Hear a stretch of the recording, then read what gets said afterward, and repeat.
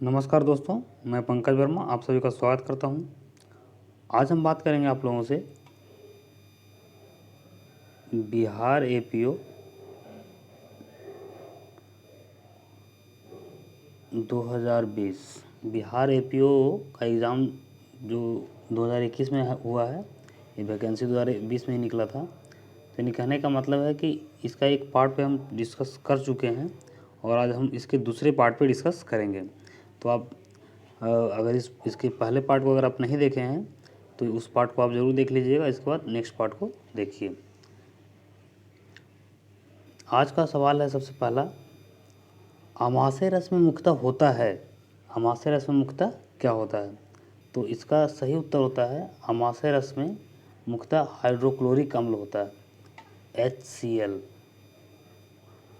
आइए आमाशय रस क्या होता है इसके बारे में थोड़ा सा हम डिटेल से जान लें। तो देखिए, आमाशय रस जो होता है उसी को हम जठर रस भी बोलते हैं, यानी आमाशय की दीवारों से स्रावित होता है, जिसे हम गैस्ट्रिक जूस या जठर रस कहते हैं। इसका पीएच मान की बात करेंगे तो इसका पीएच मान 2.5 होता है। अगर हम जठर रस के घटक की बात करें, उसमें कौन कौन से घटक होते हैं, क्या क्या चीज़ उसमें पाए जाते हैं, तो जठर रस में मेनली जल पाया जाता है। हालांकि जल में कुछ खनिज घुले हुए भी होते हैं, यानी कि जल का मात्रा कहा जाए तो 99% होता है। इसका मुख्य काम क्या होता है कि भोजन को जठर रस में मिश्रित करता है, यानी कि इसके माध्यम से पूरा भोजन जो है जठर रस में मिश्रित होता है, जिससे पाचन में वो सहायक हो जाता है, यानी कि आसानी से पचता है पूरा भोजन। इसके बाद दूसरा इसका प्रमुख घटक HCl है, यानी हाइड्रोक्लोरिक अम्ल है, जो 0.5% तक पाया जाता है।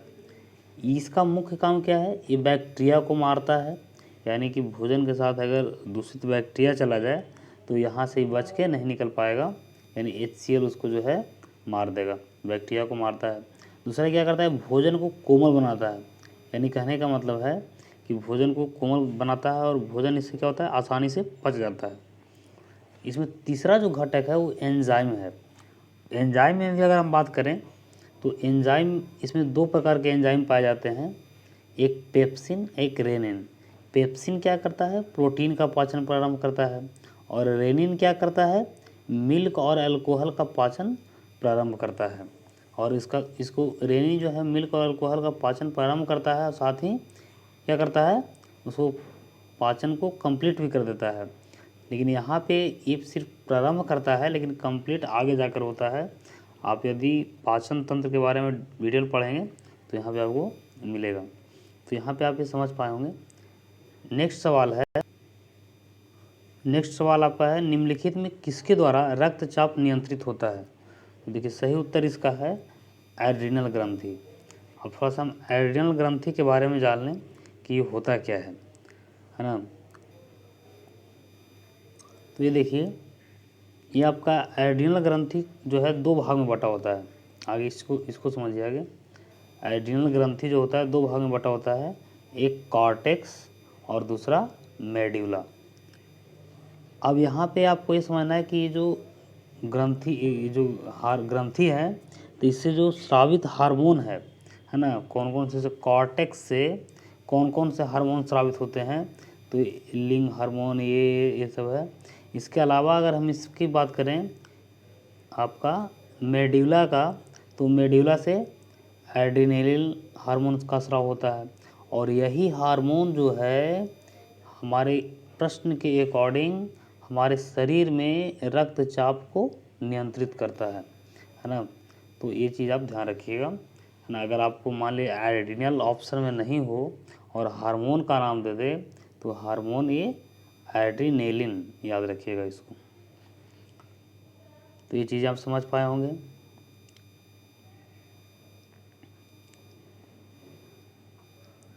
नेक्स्ट सवाल है, निम्नलिखित में किसके कारण न्यूनतम पर्यावरण प्रदूषण होता है? देखिए, न्यूनतम पर्यावरण प्रदूषण, अब ऑप्शन पर विचार करते हैं तो यहाँ देखिए, कोयला, डीजल और मिट्टी का तेल, ये सब कार्बनिक पदार्थ है। यानी इन कोयला, डीजल और मिट्टी के तेल को अगर हम जलाएंगे तो CO2 का उत्सर्जन होगा। तो CO2 का उत्सर्जन होगा तो जाहिर सी बात है पर्यावरण प्रदूषण होगा। लेकिन हाइड्रोजन जो है इसे अगर जलाया जाएगा तो जलवाष्प बनता है, जो यहाँ पे प्रश्न के अकॉर्डिंग न्यूनतम पर्यावरण प्रदूषण होता है इससे, यानी सही उत्तर आपका हो जाएगा सी। नेक्स्ट सवाल है, निम्नलिखित में कौन सी सबसे भारी धातु है? देखिए सबसे भारी धातु जो है ऑस्मियम है। हम थोड़ा सा धातु के संदर्भ में कुछ और बिंदुओं पर चर्चा कर लेते हैं जो आने वाले एग्जाम के लिए थोड़ा इम्पोर्टेंट है। तो देखिए सबसे भारी धातु के बारे में भी आप जानें, ऑस्मियम है। सबसे अगर मजबूत धातु की बात की जाती है तो यह है टंगस्टन, जो बल्ब में फिलामेंट के रूप में इसका यूज किया जाता है। अगर सबसे कठोर धातु की बात की जाए तो यह है क्रोमियम। सबसे हल्का धातु की बात की जाए तो यह है लिथियम। सबसे अधिक आघातवर्ध धातु की बात की जाए, आघातवर्ध का मतलब ये हुआ कि जिस धातु को हम पीट कर चादर की तरह बना सकते हैं, तो सबसे ज़्यादा मतलब उसको पीट के हम पतला किस धातु को कर सकते हैं, तो वो है सोना और चांदी। लेकिन मेनली आंसर आपको अगर ऑप्शन ए को रहेगा तो आप सोना को ही चुनिएगा। विद्युत धारा का अगर सर्वोत्तम चालक की बात की जाए, सबसे अच्छा चालक कौन है, तो यह है चांदी। इसके अलावा कॉपर भी है, लेकिन सबसे ज़्यादा चालक जो है चांदी है। अगर आपसे धातुओं का राजा कहा जाए कौन है, तो उसे सोना को कहा जाता है। प्लैटिनम को सफ़ेद सोना के नाम से जाना जाता है। तो ये चीज़ें आप भी ध्यान रखिए। नेक्स्ट क्वेश्चन है, लोहे में जंग लगना निम्नलिखित में किसका उदाहरण है? देखिए सिंपल बात है, लोहे में जो जंग लगता है वो ऑक्सीजन और पानी की उपस्थिति में लगता है। तो ये क्रिया जो होगी अगर ऑक्सीजन की उपस्थिति में होगी तो जाहिर सी बात है वो ऑक्सीकरण कहलाएगा। तो इसका सही उत्तर हो जाएगा ए। नेक्स्ट सवाल है, एक तार की लंबाई दुगना करने पर उसका प्रतिरोध क्या होगा? देखिए मान लिया जाए कि एक कोई तार है ना। अब यहाँ पे कह रहा है कि इसका प्रतिरोध, अगर तार की लंबाई को दुगना कर दें तो प्रतिरोध क्या हो जाएगा। तो आपको ये पता होना चाहिए कि किसी भी पदार्थ का प्रतिरोध जो होता है 3 बातों पर डिपेंड करता है। पहला उसका लंबाई पर, यानी लंबाई जो होता है आपका, इस प्रकार से हम इसको कह सकते हैं कि प्रतिरोध के समानुपाती होता है। समानुपाती कहने का मतलब है कि अगर हम लंबाई को बढ़ा देंगे तो प्रतिरोध भी क्या हो जाएगा, बढ़ जाएगा। दूसरा यहाँ पे अनुप्रस्थ काट का क्षेत्रफल पर डिपेंड करता है, यानी प्रतिरोध को हम आर से सूचित करते हैं। तो प्रतिरोध जो होता है अनुप्रस्थ काट के क्षेत्रफल के व्युत्क्रमानुपाती होता है। देखिए ध्यान दीजिएगा, मान लीजिए तार है, अगर इसकी अनुप्रस्थ काट का क्षेत्रफल का मतलब ये तार का अगर मोटाई को बढ़ा दिया जाए, है ना, मोटाई बढ़ा दिया जाए इस प्रकार से, इसी को ये जो मोटाई होता है ना, मोटाई कहने का मतलब है उसी को हम अनुप्रस्थ काट का क्षेत्रफल बोलते हैं। तो अगर मोटाई बढ़ा दिया जाए तार का, तो उस स्थिति में कहने का मतलब है कि इसका जो है व्युत्क्रमानुपाती होगा, यानी कि अगर वो बढ़ेगा तो वो घटेगा। यहाँ पे 3 चीज़ पर ध्यान दीजिएगा, हम 2 चीज़ बता चुके हैं। और तीसरा है उसका प्रकृति, किसी पदार्थ का जो है प्रकृति पर डिपेंड करता है कि पदार्थ किस चीज़ का है, लोहा है, सोना है, चांदी है, इस पर डिपेंड करता है। तो आपको ये 3 चीज़ बेसिकली याद रखना है कि किसी भी पदार्थ का जो प्रतिरोध होगा वो 3 चीज़ पर डिपेंड करेगा। कौन कौन है? एक पहला उसका लंबाई पर, दूसरा अनुप्रस्थ काट का क्षेत्रफल पर, और तीसरा पदार्थ की प्रकृति पर। अनुप्रस्थ काट का यहाँ अगर हम लंबाई की बात करें तो लंबाई में क्या होता है कि अगर लंबाई बढ़ाएंगे तो उसका प्रतिरोध भी बढ़ेगा। तो यहाँ पे क्वेश्चन है कि एक तार की लंबाई दुगनी करने पर उसका प्रतिरोध हो जाएगा।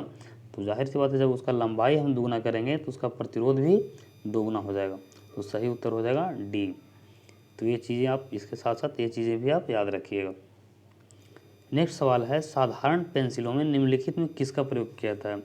आप लोग बचपन से पेंसिल यूज किए होंगे, तो पेंसिल में जो यूज होता है वो ग्रेफाइट का यूज होता है। यानी ग्रेफाइट को क्या किया जाता है कि लकड़ी के सांचों में सीधा उसको गोंद से चिपका दिया जाता है और पेंसिल बना दिया जाता है।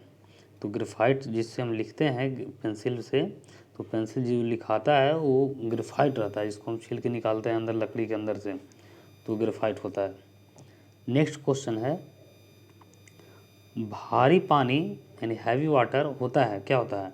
ड्यूटेरियम ऑक्साइड होता है, यानी भारी जल का जो सूत्र होता है वो D2O होता है। ऐसे साधारण जल का जो सूत्र होता है वो क्या होता है, H2O होता है। तो यहाँ पे कह रहा भारी पानी होता है, क्या होता है, ड्यूटेरियम ऑक्साइड होता है। नेक्स्ट सवाल है, नॉन स्टिक कुकिंग बर्तन पर निम्नलिखित में से किसकी एक परत लेपित होती है। देखिए नॉन कुकिंग जो बर्तन है, कहने के मतलब आप देखे होंगे मार्केट वगैरह में भी या आपके घर में भी होगा, जो वो देखने में ऊपर से जो है उसका दोनों तरफ मतलब कहने का मतलब काला ब्लैक दिखाई देता है वो, तो उस पर जो लेप होता है वो टेफ्लॉन का होता है। और टेफ्लॉन को हम एक और नाम से जानते हैं, पॉलीटेट्राफ्लोरो इथाइलिन, पॉलीटेट्राफ्लोरो इथाइलिन, ये भी ध्यान रखिएगा। तो ये मेनली यहाँ पे टेफ्लॉन याद रखिएगा। नेक्स्ट क्वेश्चन है, सफाई में प्रयोग होने वाला डिटर्जेंट होते हैं, यानी जो डिटर्जेंट का यूज किया जाता है सफाई के दौरान तो क्या होता है, तो वो जो होता है वो होता है आपका कार्बोनेट।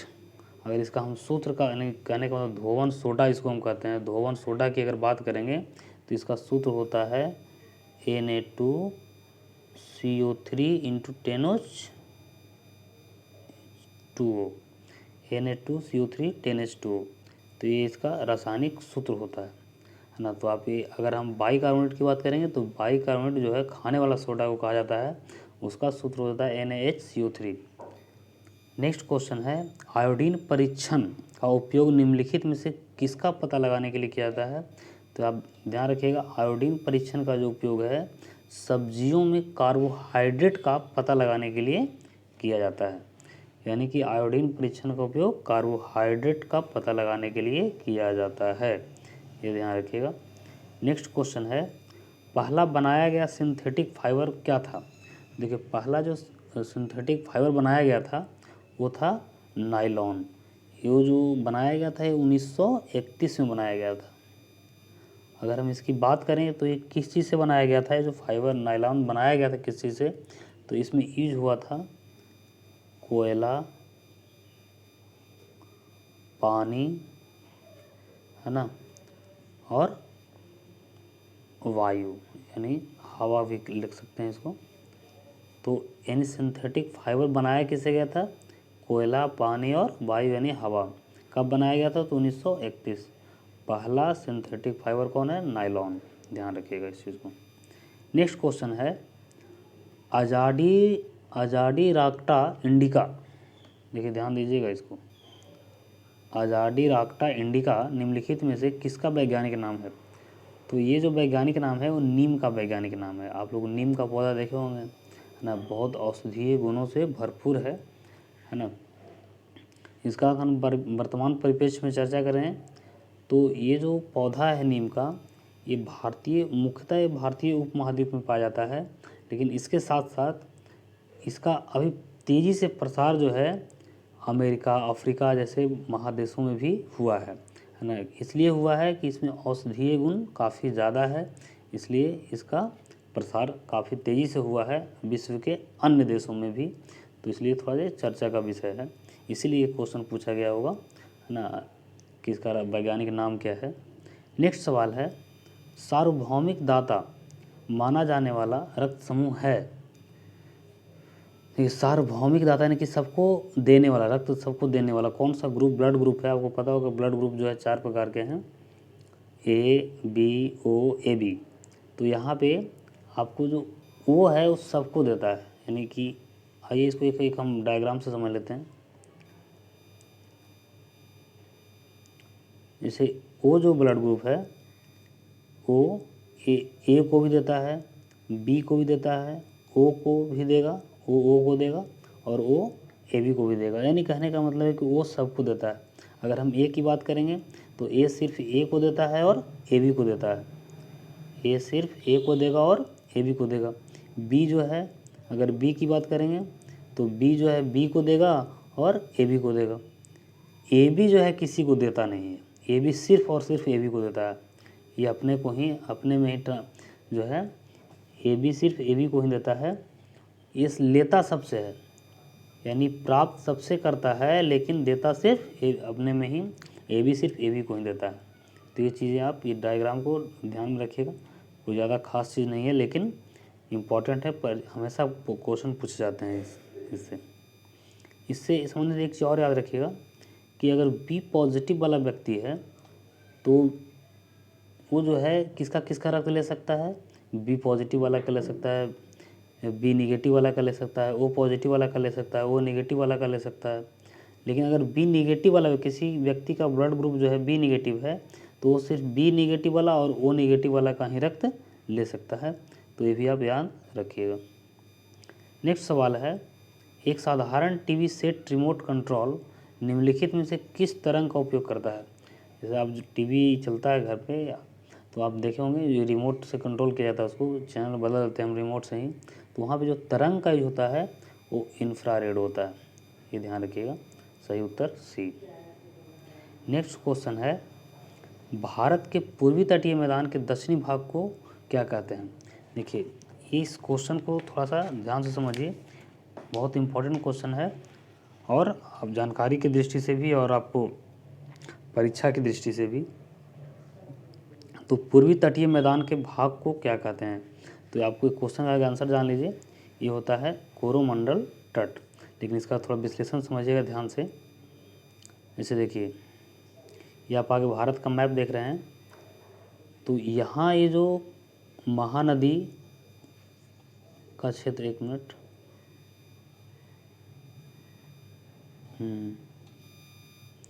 ये जो क्षेत्र है ये महानदी का क्षेत्र है। यहाँ से यहाँ तक का जो क्षेत्र है, यानी महानदी से लेकर के गोदावरी का जो क्षेत्र है, यहाँ से यहाँ तक ये जो क्षेत्र है, इसको कहा जाता है उत्तरी सरकार तट। इसको कहा जाता है उत्तरी सरकार तट। और ये जो आप कृष्णा नदी देख रहे हैं, तो कृष्णा से लेकर के गोदावरी तक का जो क्षेत्र है इसको कहा जाता है गोलकुंडा तट। और इसके बाद यहाँ से लेकर के कृष्णा से लेकर के ये जो तटीय मैदान है कन्याकुमारी तक, इसको हम कहते हैं कोरोमंडल तट। यही क्वेश्चन आपसे पूछा गया था। क्वेश्चन आपसे यही पूछा गया था कि भारत के पूर्वी तटीय मैदान के दक्षिणी भाग को, पूर्वी तटीय मैदान के दक्षिणी भाग को क्या कहते हैं, तो उसको कोरोमंडल तट कहते हैं। यानी पूर्वी तटीय इधर जो है ये आपका जो पार्ट है ये ईस्ट वाला पार्ट है, ये वेस्ट वाला पार्ट है, तो इसके दक्षिणी भाग को कोरोमंडल तट कहते हैं। अगर इधर हम बात करें पश्चिमी तट में, तो ये दमन देख रहे हैं आप, ये दमन से लेकर के अगर हम पणजी तक की बात करें तो इसको कहते हैं कोंकण तट। इसको यहाँ से क्षेत्र को इसको कहते हैं कोंकण तट। इसके बाद गोवा से लेकर के मंगलौर तक का जो तट है, ये आप जैसा कि देख रहे हैं, गोवा से लेकर के मंगलौर तक का जो तटीय क्षेत्र मैदान है इसको कनारा मैदान कहते हैं। और इसके बाद यहाँ जो आपका मंगलुरु से लेकर के ये जो कन्याकुमारी तक का जो क्षेत्र है ये इसको कहते हैं मालाबार तट। और इसके अलावा जो यहाँ आप दमन देख रहे हैं, दमन से लेकर के इधर ये जो गुजरात का एरिया है इसको हम गुजरात का मैदान कहते हैं।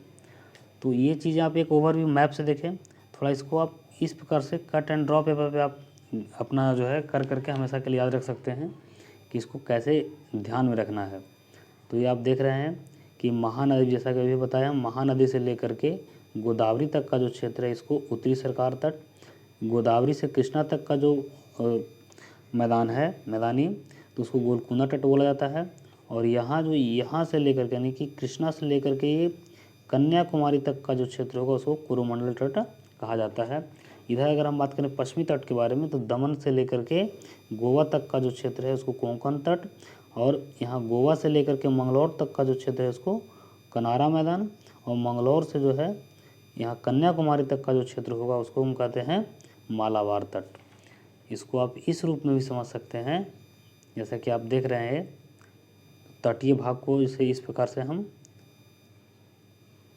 वर्गीकृत करके भी पढ़ सकते हैं। जैसा कि आप जानते हैं कि ये जो क्षेत्र है, यानी कहने का मतलब जो ये दक्कन का पठारी इलाका है, जो दक्षिणी भारत का क्षेत्र है कि नहीं, ये क्या है, दक्कन भारत का दक्कन क्षेत्र है, यानी पठारी इलाका है। और ये आपको यहाँ पे एक चीज़ समझना, क्लियर कर लें कि ये जो तटीय मैदान और एक आप समझते होंगे पश्चिमी घाट, पूर्वी घाट का नाम सुने होंगे, तो ये डिफरेंस क्या है। जैसे इसको हम इस प्रकार से समझ लेते हैं आगे।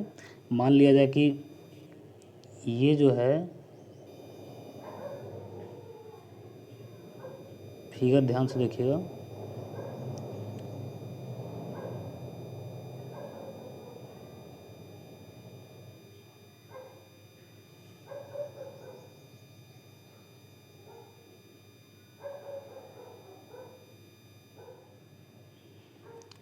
यहाँ ध्यान से समझिए इस चीज़ को।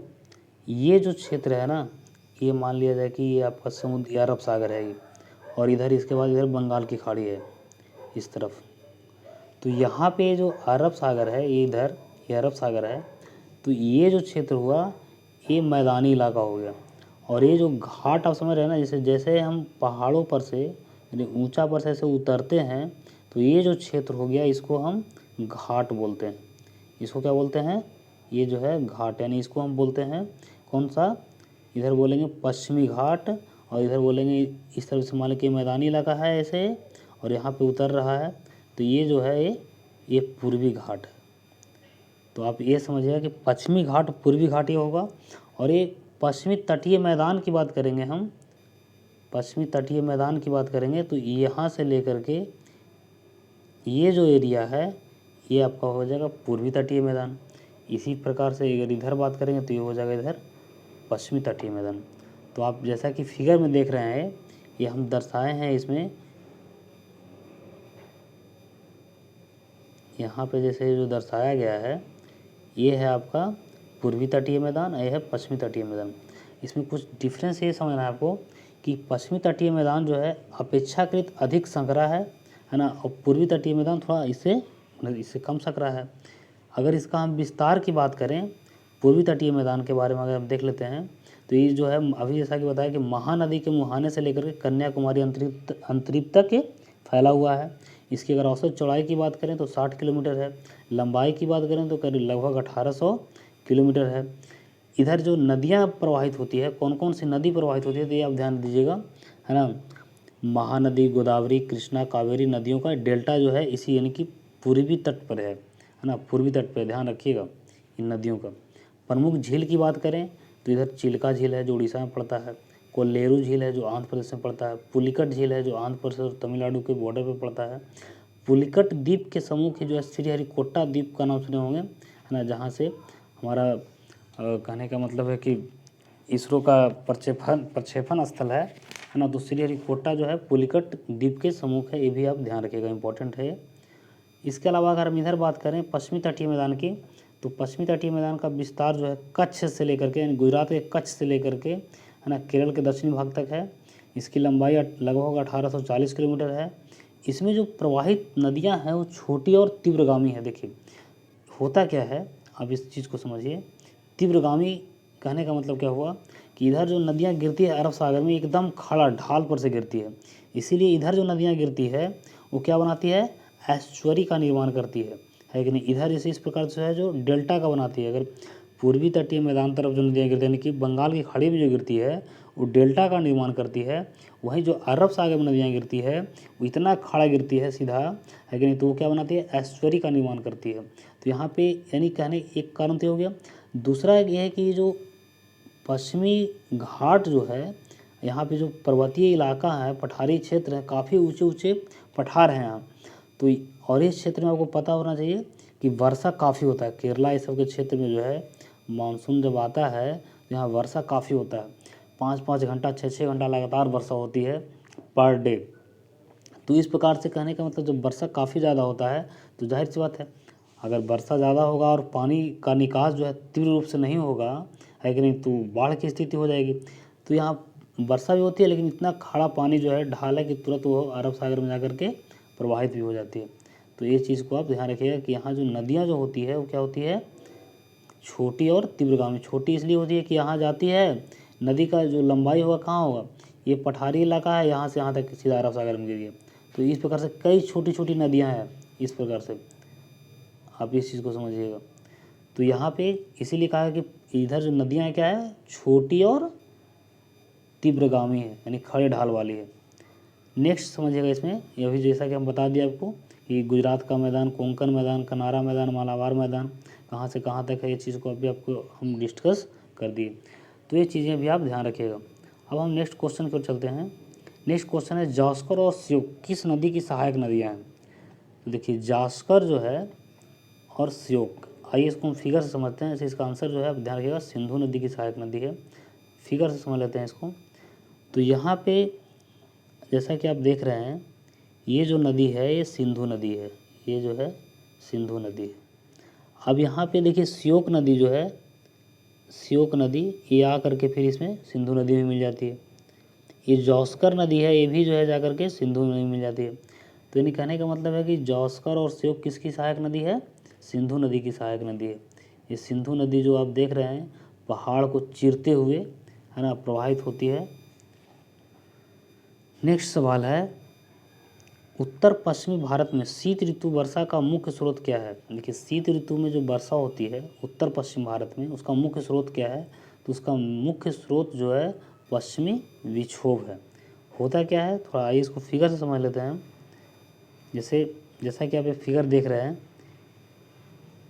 तो फिगर में ये जो पश्चिमी विक्षोभ क्रिएट होता है ये मेडिटेरियन सी से क्रिएट होता है कि नहीं। मेडिटेरियन सी यानी कहने का मतलब भूमध्य सागर से क्रिएट होता है। इसको हम उपोष्ण कटिबंधीय पछुआ जेट स्ट्रीम भी कहते हैं। ये इस प्रकार से आता है और ये आप जैसा कि देख रहे हैं आपका ये हिमालय का क्षेत्र है। ये वाला जो पार्ट है ये क्या है, हिमालय का क्षेत्र है। ये आ करके इसे हिमालय से टकराता है और ये दो शाखाओं में बढ़ जाता है। ये जो है पश्चिमी विक्षोभ जो है ना जेट स्ट्रीम जो है ये दो शाखाओं में बढ़ जाता है। एक शाखा इधर तिब्बत की ओर मुड़ जाता है, एक शाखा इधर भारत के उत्तरी पश्चिमी मैदान की ओर मुड़ते हुए है ना इधर आता है और शीत ऋतु में भारत में वर्षा करवाता है। इसी को हम कहते हैं पश्चिमी विक्षोभ है ना। और सबसे अहम बात यह है कि इससे तो उतना वर्षा यहाँ इन मैदानी इलाका में नहीं हो पाता है, लेकिन ये जो है यहाँ से निकलते हुए क्योंकि ये स्थलीय भाग से होते हुए आता है तो स्थलीय भाग से जब ये जेट स्ट्रीम आता है तो उसमें नमी की मात्रा काफ़ी कम होती है, इसलिए वर्षा का प्रभाव उतना नहीं होता है। लेकिन यही वायु ये इस प्रकार से जाकर अगर तमिलनाडु के तट से टकराती है फिर है ना तो यहाँ बंगाल की खाड़ी से आर्द्रता प्राप्त करते हुए जब यहाँ जाती है तमिलनाडु के तट से टकराती है तो यहाँ काफ़ी वर्षा करती है। यानी तमिलनाडु में जो मोस्टली वर्षा जो होता है नवंबर दिसंबर के महीनों में है ना तो वो जो होता है ये यानी कि इसी को हम एक तरह से कह सकते हैं कि उत्तर पूर्वी मानसून भी कहा जाता है इसको है ना। तो ये भी यानी कहने का मतलब जो पश्चिमी विक्षोभ है हम ये कह सकते हैं कि यह उत्तर पूर्वी मानसून का एक पार्ट है ना। तो ये चीज़ भी आप ध्यान रखिएगा। यानी ये तमिलनाडु में जो 80% जो वर्षा होती है वो इसी कारण होती है। नेक्स्ट सवाल है सिमलीपाल राष्ट्रीय उद्यान उड़ीसा के किस जिले में है। तो ये उड़ीसा के मयूरभंज जिले में है। इसे जो है कहने का मतलब ये जो है एक बाघ अभयारण्य के रूप में है ये है ना सिमलीपाल राष्ट्रीय उद्यान जो है। नेक्स्ट क्वेश्चन है निम्नलिखित दालों में से कौन सी खरीफ की फसल नहीं है। देखिए खरीफ की फसल की बात करेंगे, अगर हम खरीफ की फसल की बात करें तो आपको ये सिंपल इसे एक ऑप्शन से इसको निकाल सकते हैं आप। ये जो मसूर का जो दाल होता है वो रबी फसल के अंतर्गत आता है। यानी मसूर जो है वो रबी फसल में आता है तो ये खरीफ नहीं है, सिंपल आंसर हो जाएगा सी। नेक्स्ट सवाल है निम्नलिखित में कौन सा प्रदेश तांबे का अग्रणी उत्पादक नहीं है। देखिए अग्रणी उत्पादक में अगर हम बात करें तो कौन कौन है, आगे तो आंसर की बात कर लें। आंसर इसका हो जाएगा कर्नाटक नहीं है। अगर हम अग्रणी की बात करें तो पहला नंबर मध्य प्रदेश है, दूसरा पे राजस्थान है और तीसरा पे झारखंड है तांबा के उत्पादन में। तो ये चीज़ आप ध्यान रखिएगा। नेक्स्ट सवाल है मिकिर पहाड़ियाँ किस राज्य में स्थित है। देखिए मिकिर पहाड़ियाँ, आइए इसको हम ऑप्शन से देखते हैं है ना। हालांकि ऑप्शन के अनुसार इसका सही उत्तर हो जाएगा मेघालय। हालांकि मिकिर पहाड़ियाँ का मोस्टली पार्ट असम में पड़ता है जो कि असम ऑप्शन में नहीं है, इसलिए इसका कुछ पार्ट मेघालय में फैला हुआ है। तो ये आंसर ऑप्शन के अकॉर्डिंग मेघालय आंसर होगा। आइए इसको हम एक मैप से देख लेते हैं। ये आपका उत्तर पूर्वी भारत का मैप है। उत्तर पूर्वी भारत में आप ये चीज़ें इससे जो इम्पोर्टेंट पहाड़ी श्रेणियाँ हैं उसको ध्यान रखिएगा। जैसे गारो हिल्स, खासी, जयंतियाँ, ये आप मिकिर हिल्स देख रहे हैं। तो इसका फैलाव कहने का मतलब कुछ ही जो है मेघालय के क्षेत्रों में पड़ता है, बाकी मोस्टली जो है असम में पड़ता है। तो ये हो गया आपका मिकिर। इसके अलावा आपको क्या क्या याद रखना है, ये देखिए डाफला हिल्स है। डाफला हिल्स कहाँ पड़ता है, अरुणाचल प्रदेश में पड़ता है। है ना। इधर देखिए पटकाई बूम है, पटकाई बूम कहाँ पड़ता है, ये भी अरुणाचल प्रदेश का हिस्सा है। अगर हम नागा हिल्स की बात करें तो ये नागालैंड में पड़ता है। तो आपको यहाँ पे मोस्टली 4-5 जो पहाड़ी श्रेणियाँ हैं पहाड़ों की, उसको आपको याद रखना है कौन कौन, गारो, खासी, जयंतिया, ये कहाँ पड़ता है, मेघालय में पड़ता है। ये डाफला कहाँ पड़ता है, अरुणाचल प्रदेश में पड़ता है। पटकाई बूम कहाँ पड़ता है, ये भी अरुणाचल का हिस्सा है ना। इसके अलावा ये नागा हिल्स है। तो ये चीज़ें आप याद रखिएगा। नेक्स्ट सवाल है, उत्तर पूर्वी भारत में उस राज्य का नाम बताएं जहां 2011 में सबसे अधिक अनुसूचित जाति यानी कि एससी की संख्या पाई गई। तो ये सही उत्तर है इसका असम। नेक्स्ट क्वेश्चन है, पंजाब में डेरा, राजस्थान में ढानी और हरियाणा में गढ़ी किस प्रकार की ग्रामीण बस्तियां हैं। ये ग्रामीण, ये जो ग्रामीण बस्तियां इसको कहा जाता है, ये छिटकी ग्रामीण बस्तियां हैं। छिटकी का मतलब है कि जैसे गांव में जो घर होते हैं इस प्रकार के, तो वो ऐसे प्राय आप लोग देखे होंगे ग्रामीण क्षेत्र में घर जो होते हैं वो पास पास होते हैं। लेकिन यहाँ पे कि एक घर यहाँ है, एक घर यहाँ है, बीच में फिर खेत है, फिर यहाँ घर है, फिर बीच में खेत है, यानी इस प्रकार से जो है घर होते हैं।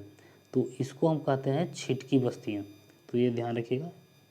नेक्स्ट क्वेश्चन है, निम्नलिखित में कौन सा जोड़ा बेमेल है। तो देखिए एक तरफ दिया है गाय का नस्ल दिया है, एक तरफ प्रदेश दिया है।